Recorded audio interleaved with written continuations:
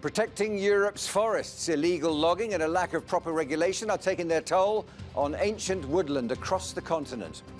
And the not-so-humble avocado, why the latest superfood is putting itself out of business. I'm Andrew Wilson. This is Insight.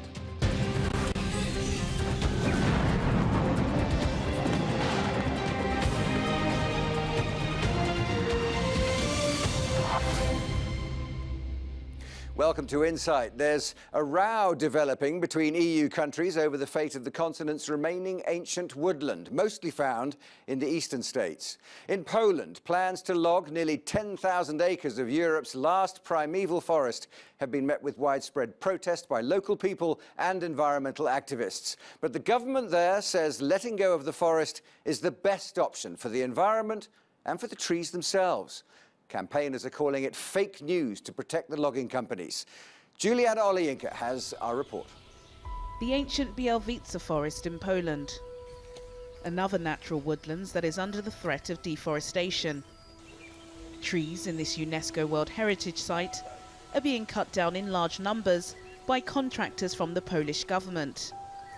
The Environment Ministry said the primeval woodland's local species of wildlife is under attack and needs to be protected through increased logging.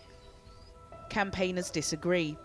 Greenpeace activists accuse the government of threatening the local ecosystem, as well as sacrificing the forest for profits. This place is very iconic for the whole Europe. It's like Serengeti in Africa or Yellowstone in America. We have Białowieża forest, the last natural lowland forest, and it should be protected as a national park. We should not really allow these things happening here. This is why we start our process today, but our long-term goal is to make sure that the whole forest is going to be protected as a national park. The cutting down of the Białowieża forest isn't an isolated case in Europe. Although most of the headlines concerning the removal of forests typically involve areas in Africa and South America, protecting Europe's virgin green spaces is of growing concern with campaigners.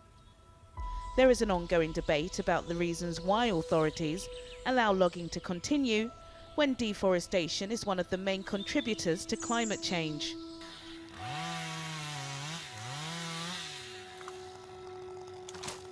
More than 7,000 hectares of this pine forest in Bulgaria has perished due to bark beetle attacks. Officials here say the only way to tackle this infestation is by an increase of logging.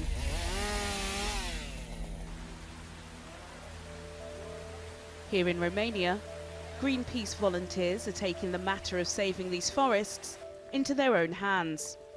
The government has teamed up with environmental NGOs to help with the crackdown of legal and illegal logging. The administrators are using new technology which will enable citizens to track timber trucks and any suspicious activity taking place within the forest. Here we see the remains of non-responsible forest exploitation. Mostly we are talking about illegal logging, but what we are not talking about is how legal logging works. When companies go to the forest to carry out legal logging, doing it with no responsibility and causing damage, it is as serious as when an individual does it on his own without authorization. It's clear from the work being done here that some governments have a vested interest in keeping their forests free from interference. Green spaces can enhance a country's appeal as a destination for wilderness hikers and wildlife enthusiasts. Campaigners, however, are hoping that more can be done. In total, forests cover 38% of the EU's land area and, environmentally speaking, provide numerous ecosystem services, which includes regulating the local climate. As it stands, there is no specific reference to forests within current EU treaties, so member states do not have a common forestry policy. Therefore, protecting forests remains primarily a national matter. Juliana Olejinka, reporting for Insight. Well, to discuss that further, I'm joined by Paul de Silva, who's the senior nature campaigner from the environmental organisation Friends of the Earth. Paul, thanks very much indeed for coming in. First of all, I read a report from the Madrid Conference of Ministers, State of Europe 2015, that said forest area actually in Europe is on the increase. It has increased since 1990, but it's declined hugely up to that point. And also it's about the quality of the forest you're putting in. A lot of this is plantation as well, so single species. You need, for forests to thrive, you need mixed types of forests with different types of trees, different types of habitat. So it's about quality, not just quantity. Most of us thought that we were heading to an era where there would be ancient forests that would be protected and there'd be monoculture forests grown on a cycle so that we could harvest them for timber and so forth, and that there was a working model going on there. But it seems the eastern states might be upsetting that balance. That working model has broadly been fine. You do need to protect your truly ancient forests, and you can't just replace them. You know, once they're gone, they're gone. Plantations do have a role, but you need to manage that really, really carefully.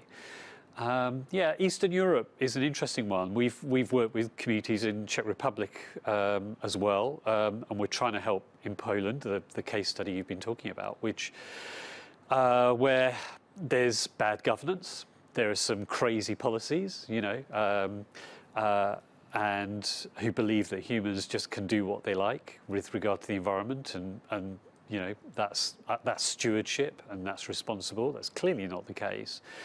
And there is corruption involved in this. And as your film says, you know, there's no overarching policy across the whole of Europe and the European Union in particular. It's largely down to individual nation states. So why is that? Because one would have thought that with all the campaigns that have gone into all the work to create these protocols, which started way back in '92 in Rio de Janeiro, that looking at fisheries and looking at toxic waste and looking at all the other big kind of champion environmental campaigns, why wasn't forestry in there fighting for its spot to become something that was the responsibility or the mandate of the group of nations? Well, it's in the mix, but it's lost in many ways. There are lots of initiatives around forests, but it's too fragmented. Really, it does need. If you take forests seriously, you need to look at that global view. You need a continental view across Europe, and then you need strong, good governance in each country. And even in, you know, the UK, we're losing our ancient woodland hand over fist, and the government's very slow in the UK to do anything about that. So it's hard to then turn around to Poland or Czech Republic and wrap them over the knuckles for being weak too, but it needs to be challenged everywhere. I think the Polish example is a really very good example of bad environmental policy, bad governance, control of environmental policy by pretty shaky policy. Yeah, I was going to say, is it cynical as well? I mean, we're talking about this Bielowice forest, which is about 10,000 acres of some of the earliest forest left on the European It's one of the last primeval forests in Europe. The Polish government is saying that it's a good idea to cut it down. It's good news for the environment. It lets the forest regenerate. Yeah, that's a misreading of every protocol I've heard. It's a pretty bonkers environmental policy to say the best thing to do to protect forests is to cut them down, which is what that's essentially saying. And it's using an excuse. They're using the idea of this so-called infestation of bark beetle. Now, that's exactly with the situation we've challenged in the Czech Republic. So in the Šumava National Park, which is on the border of Czech Republic with Germany, in the past few years, we've been helping our colleagues in the Czech Republic to fight off the proposal from the Czech government and from the national park authorities, would you believe it, to basically clear fell the national park of ancient peat forests, which are home to lynx and capercaillie and very important species, because they just thought national parks should be there for people to ski and live in log cabins, and anything to do with the ancient forest was old-fashioned. We finally won that battle, but the authorities were claiming that because the trees were infested with bark beetle, that was a reason to cut them down. So they were trying to use a pseudo-environmental argument to justify business as usual approach to destroying the environment, and that's the same argument that's being used in Poland. It's like the old greenwashing of the 80s, really, is it? When sophisticated and advanced economies then, like the United States and Canada and the UK, had all sorts of advocates coming from the logging industry coming up with reasons why it was a good idea to clear cut in forests and so on and so forth. This is like a more clumsy version coming in from the east side.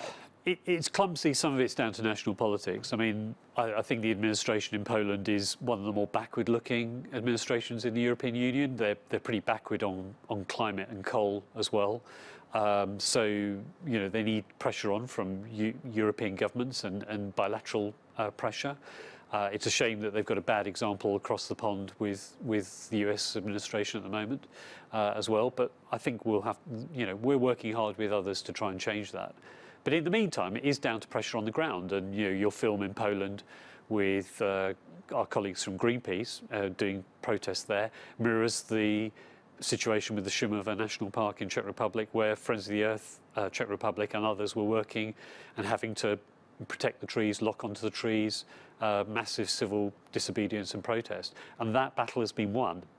I can't predict how it will go in Poland, but as I say, it's down to bad governance, bad policy, and a fair dollop of corruption as well. Corruption into the bargain. The campaigning model, though, this was all being done on behalf of forests back in the day in UK, in France and Germany and all the other places as well, a bit like the campaigns against nuclear power, this wake-up call of the environmentalist movement. It does need to find itself spreading further and further afield to find perpetrators and bring them in line. But what's interesting, or might be interesting to a lot of people, is whether or not governments are on board with that as well. Are there concerns from the environment ministries of Germany and Holland and France about what's happening on their eastern borders and how they see that as a betrayal of a legacy that they've fixed in the last 20 years? So there are more progressive governments who are making some of those noises, but as ever, it's down to diplomacy and what you say in public as opposed to what you say in private. At the moment, your kind of programs, our kind of work tries to raise the profile of this and show that it's not the way forward. But it's a tough battle, But we do have a problem if we want to protect our natural environment, and in so doing protect ourselves, because forests are fantastically rich, diverse natural environments, and in being so, they hold back floodwater, they help regulate temperature, they help in the kind of climate battle. If you cut down your forests, and this is why Poland's an interesting example, because it's not interested in climate change. It wants to dig more coal, a bit like Trump, and it wants to cut down the forests. Well, you're causing double trouble there, because you haven't got the forest to mitigate what you're spewing out into the air through excessive coal. So coal. many things in the natural environment, trees also are our friends, are they? Trees are pretty important, but it ain't about the tree individually. It's about how they operate. Function of the forest. In a forest, yeah. Paul De Silva, thanks very much indeed for joining us today on Thank you. Insight. You're watching Insight. Coming up, we'll be taking a look at the dark side of the avocado trade.